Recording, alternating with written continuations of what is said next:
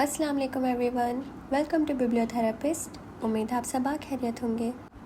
आपके लिए पेश खिदमत है मोहब्बत दिल पे दस्तक अज़ कलम इफ़त सहर ताहिर, एपिसोड 7। स्याह ग्लास डोर को धकेलता वो सीधा रिसेप्शन पर पहुंचा, जहां एक मॉडर्न सी लड़की बतौर रिसेप्शनिस्ट विराजमान थी। मुझे मिस जालिया आफरीदी से मिलना है। आपका नाम? उसके होठों पर कारोबारी मुस्कुराहट थी।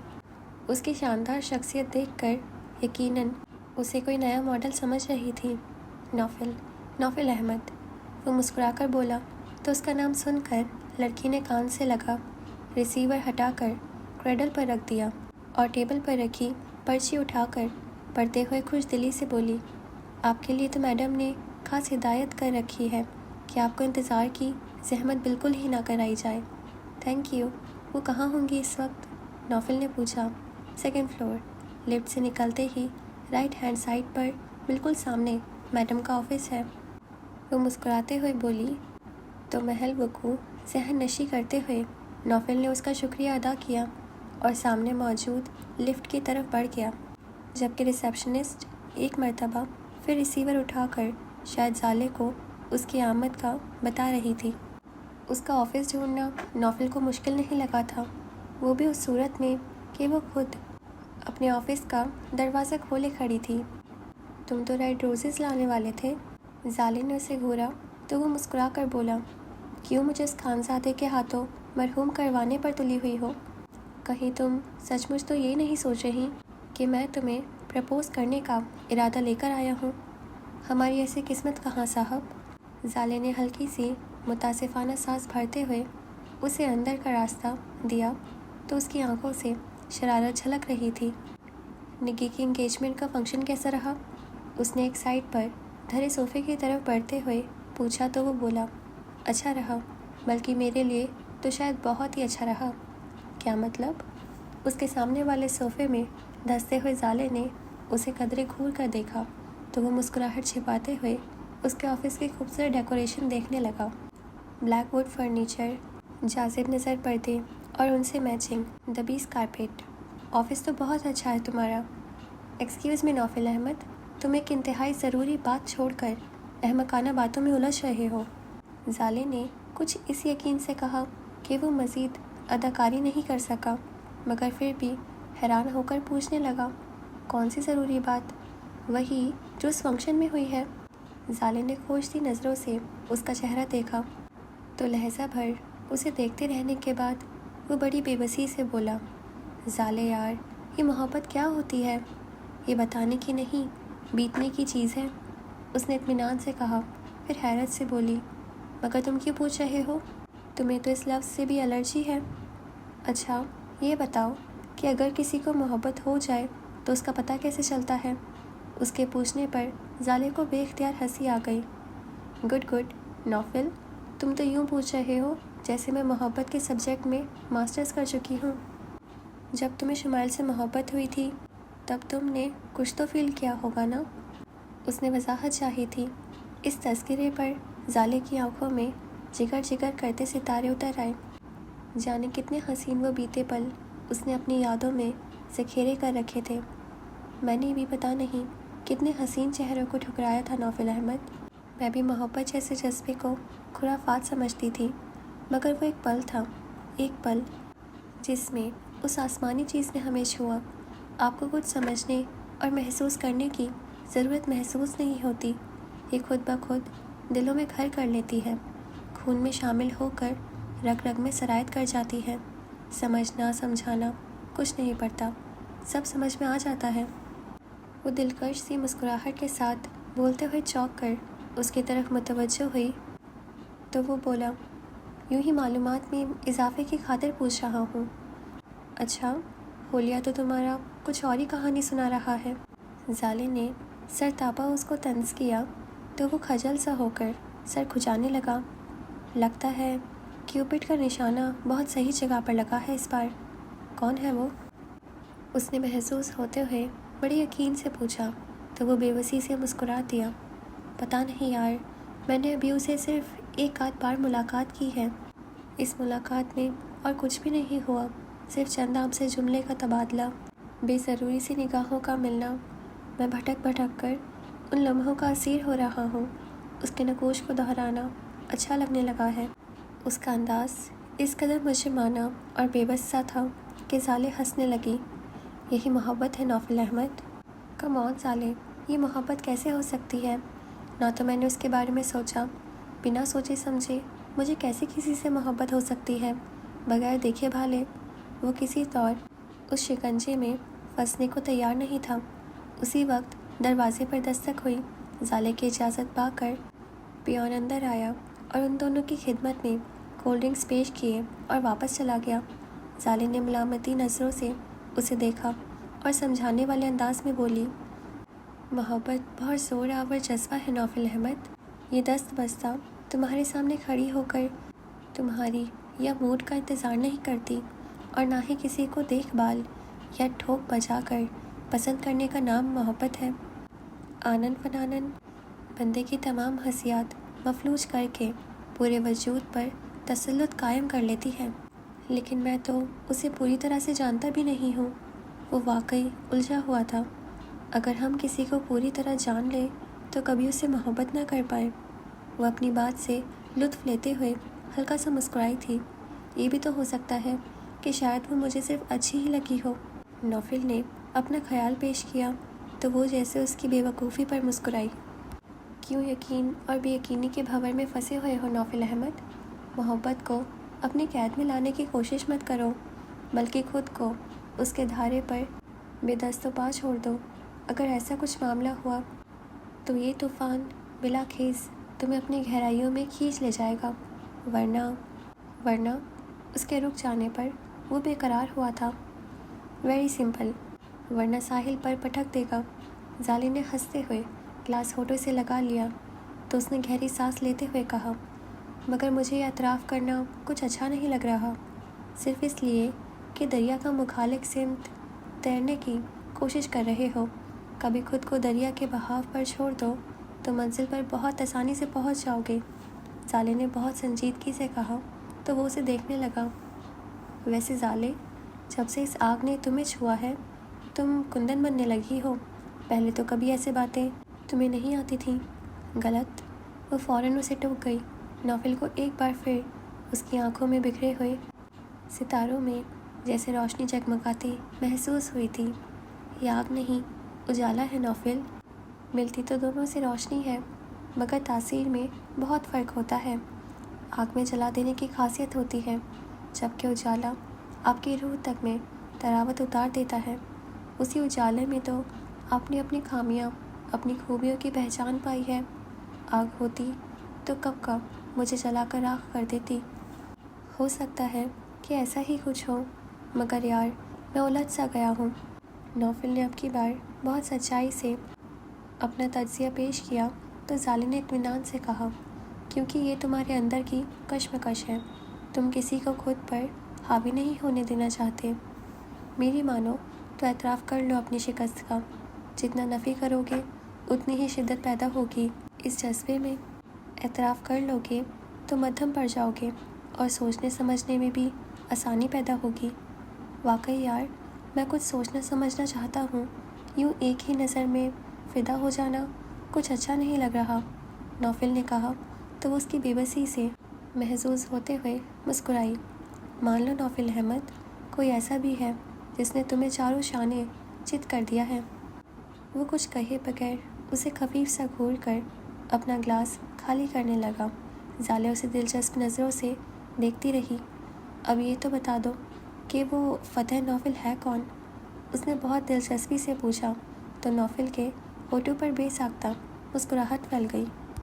نگی کی نند ہے، صبا۔ نوفل نے یوں نام لیا جیسے منہ میں شیرنی گھل گئی ہو، اور یہ بے اختیار زالے نے بھی محسوس کیا تھا۔ بھائی اب تو دیکھنا پڑے گا کہ وہ کون ہے جو اس ڈیشنگ مین کو پہلی ہی ملاقات میں کلین بولڈ کر گئی۔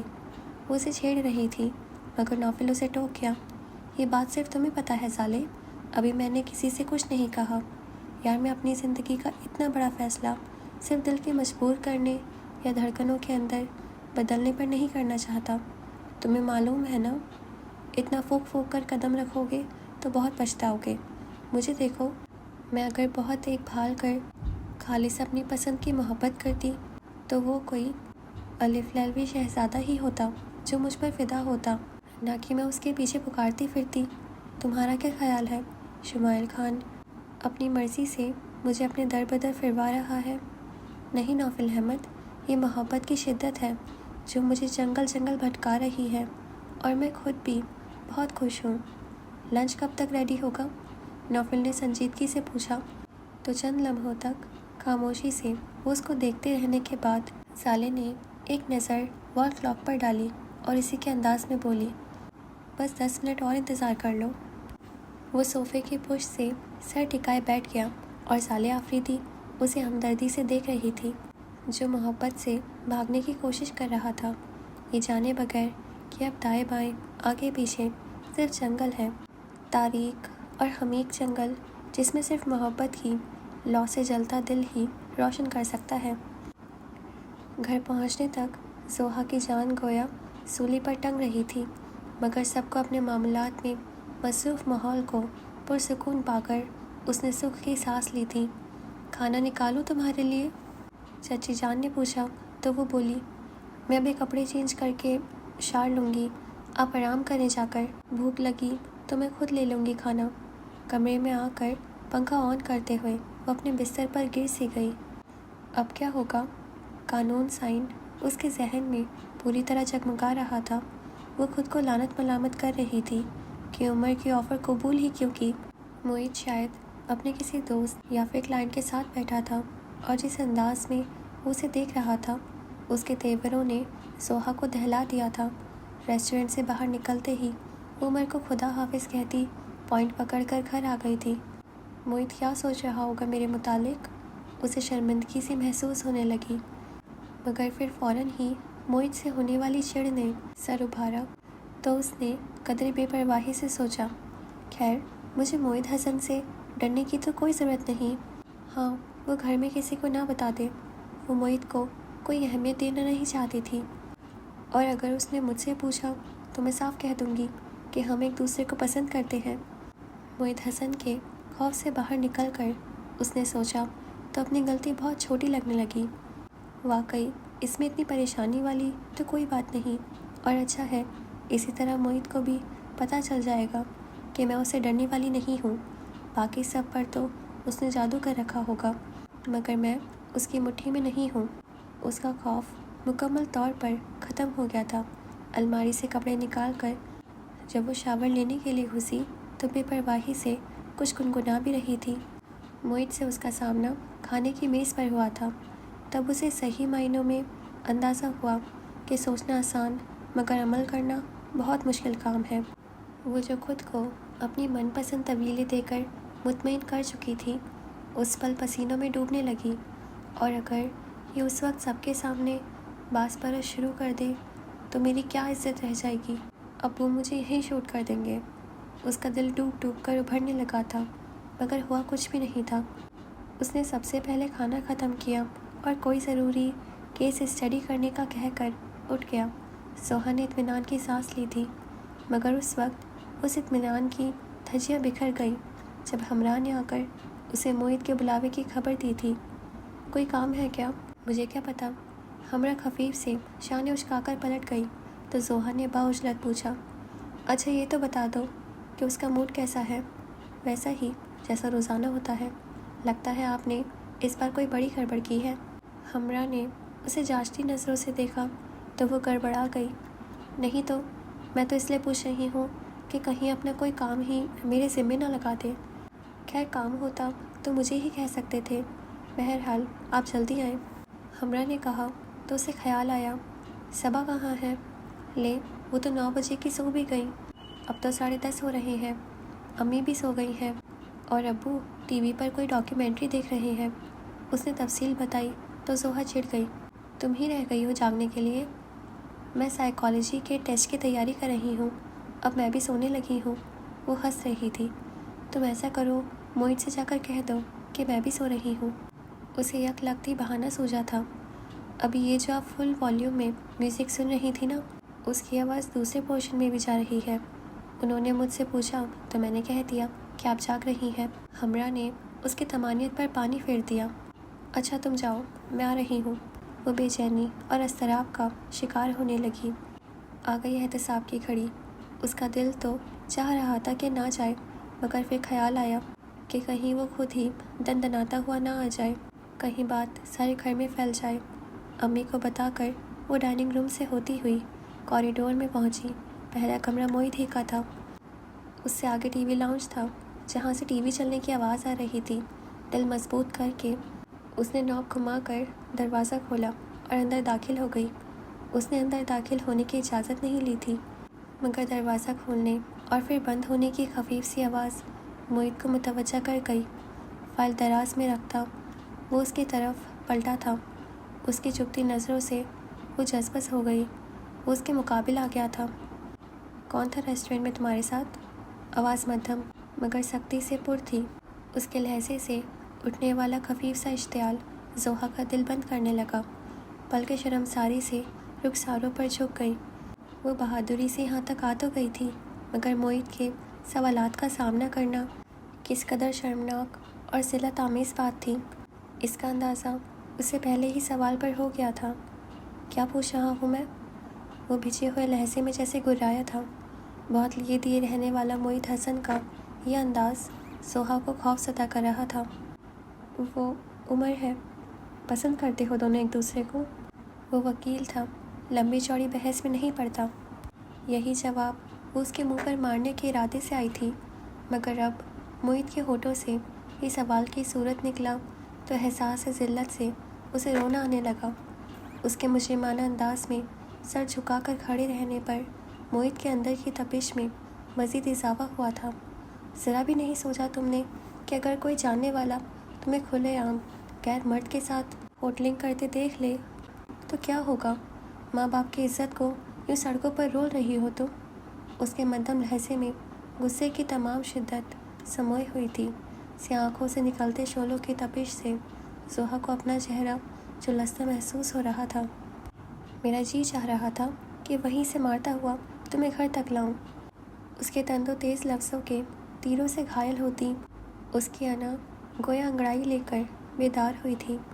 تمہیں ایسا کوئی حق نہیں پہنچتا تھا؟ بے حد ناگواری اور اشتعال کی خفیف سے لہر کے زیر اثر وہ کہہ گئی تھی۔ موہت کی آنکھوں سے جھلکتے غصے پر حیرت کی چمک حاوی ہو گئی، مگر اگلے ہی پل وہ مشتعل ہو اٹھا تھا۔ بکواس مت کرو۔ اس کا بازو پکڑ کر جھٹکا دیا تو وہ بری طرح لڑکھڑا گئی۔ تمیز سے بات کرو موہت۔ زوہا کو غصہ آنے لگا تو وہ پھونکارا، جو کچھ تم کرتی پھر رہی ہو اس کے بعد تم اس سے بھی برے سلوک کی حقدار ہو۔ تم میرے گارجین بننے کی کوشش مت کرو۔ میرا برا بھلا دیکھنے والے ابھی موجود ہیں۔ ہاں موجود ہیں۔ ادھر اگر ابھی جا کر میں انہیں تمہاری اس حرکت سے متعلق بتا دوں تو وہ تمہیں زمین میں گاڑ دیں۔ ہر کسی کی سوچ تمہاری جیسی نہیں ہوتی۔ میں انہیں بتا دوں گی کہ میری عمر کے ساتھ کمٹمنٹ ہے۔ اس کا لہجہ رند گیا تھا۔ کئی لمحوں تک وہ اسے یوں ہی دیکھتا رہا، پھر ایک طویل سانس اندر کھینچتے ہوئے جیسے اندر کی تپش کو کم کرنا چاہا۔ اگر تم دونوں شادی کرنا چاہتے ہو تو اسے اپنا پرپوزل بھجوانا چاہیے۔ یوں تمہیں سڑکوں پر لیے کیوں پھرتا ہے؟ وہ اب بھی سختی سے پوچھ رہا تھا۔ ابھی وہ جاب لیس ہے۔ وہ جھجک سی گئی تھی۔ سو واٹ، منگنی تو ہو سکتی ہے نا؟ وہ اب قدر تحمل سے بات کر رہا تھا، مگر اس کی آنکھوں سے ایک عجیب سی کیفیت مترسہ تھی۔ ابھی دراصل اس کی 3 بہنوں کی ذمہ داری ہے اس پر۔ ابھی کچھ عرصے تک وہ ایسا کچھ نہیں کر سکتا۔ کس چکر میں پڑ رہی ہو زوہا؟ 3 بہنوں کی شادیوں میں اسے 6 سال لگ جائیں گے۔ اس صورت میں اگر اسے آج ہی جاب مل جائے تو؟ اور یہاں چھوٹی مامی تمہاری ماسٹرز کمپلیٹ کرتے ہی تمہاری شادی کرنے کے چکر میں ہے۔ موئی جانے کس دل سے ضبط و برداشت کا مظاہرہ کر رہا تھا۔ ممی سے بات کر لوں گی۔ اس کی آواز بھرا گئی تھی۔ اچھا، کیا بات کر لو گی تم؟ اس کے انداز میں استہزاء اتر آیا تھا۔ میں نے کہا نا موہت، اس کے فادر ہارٹ پیشنٹ ہیں، اس پر بہت سی ذمہ داریاں ہیں۔ وہ آج کل جاب ڈھونڈ رہا ہے۔ وہ بے بس ہونے لگی۔ اس کی زرد پڑتی رنگت موہت سے مخفی نہیں رہ سکی تھی۔ 6 سال، کم سے کم بھی 6 سال لگیں گے اسے اپنی بہنوں کے فرض سے سبق روش میں और उस वक्त तक तुम 28 साल की हो चुकी होंगी। फ़र्ज़ करो तब वो तुमसे शादी से इनकार कर दे, फिर? वो तेज़ लहजे में बोला तो उसे रोना आ गया। तुम महज मफरूज़ों पर बात कर रहे हो, उमर ऐसा नहीं है। कब से मिल रही हो उससे? वो धीमा पड़ गया था। हम पिछले 2 सालों से एक दूसरे को जानते हैं। वो मुझसे सीनियर था, लेकिन मैं कभी उसके साथ होटलिंग के लिए नहीं गई। उमर को भी ये बात पसंद नहीं है। उसने सफाई पेश करने के अंदाज में कहा था, चलो मान लिया कि वो तुम्हारे साथ बहुत फेयर है, मगर उसके हालात देखकर मैं ये ज़रूर कहूँगा, तुम दोनों को बहुत प्रैक्टिकल होकर सोचना चाहिए। ना तो वो एक आध साल में शादी की पोजीशन में है, और ना ही तुम्हें कोई इतने सालों तक उसके इंतज़ार में बैठने देगा।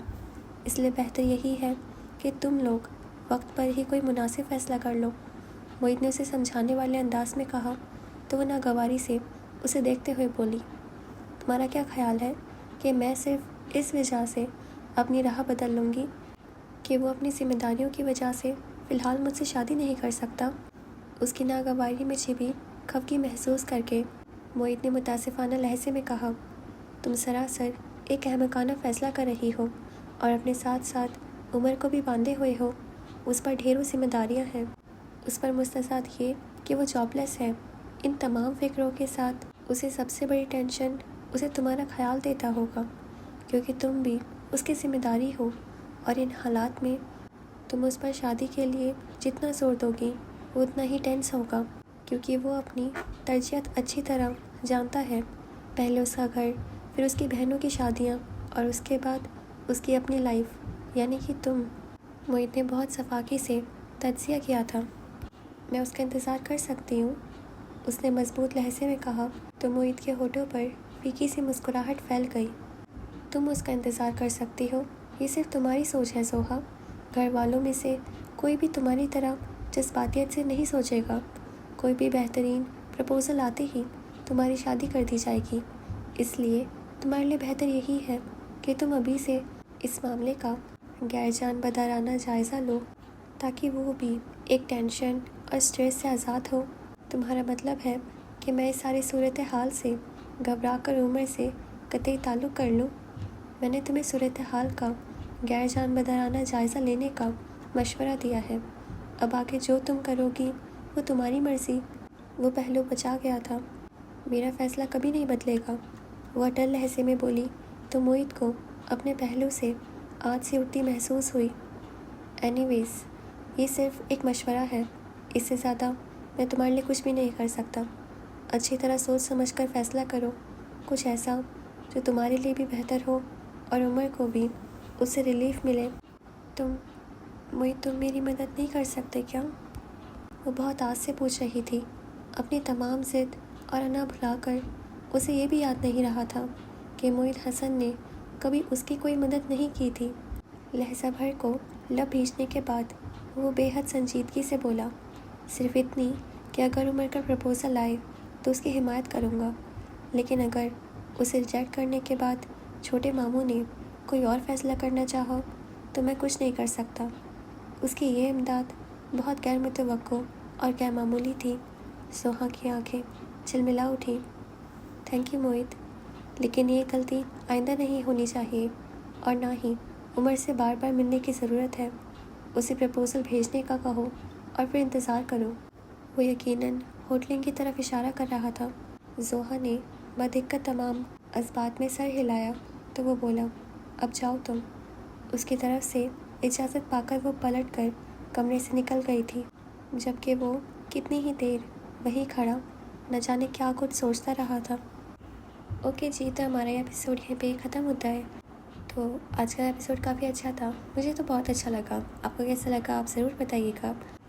और जो नॉवेल है उसे रियलाइज़ हो गया कि वो सबा को वाकई पसंद करता है, और सोहा मुझे लगा कि वो उस पर चिल्लाएगा वगैरह, बट ठीक है, अच्छी बात है, उसने किसी को नहीं बताया। और इन दोनों का लड़ना, मुझे लगा वाकई कोई लड़ाई वगैरह हो जाएगी, बट अच्छी बात है, उसने उससे हेल्प मांगी। और मतलब पहले उसने हेल्प नहीं की थी, बट अब अच्छी बात है कि वो उसकी हेल्प कर रहा है। That's good. अब देखते हैं आगे क्या होता है, और तब तक के लिए आप हमारे चैनल को सब्सक्राइब कर दीजिए और हमारे इंस्टाग्राम को फॉलो कर लीजिए, और अपना ख्याल रखिएगा। खुदा हाफिज़।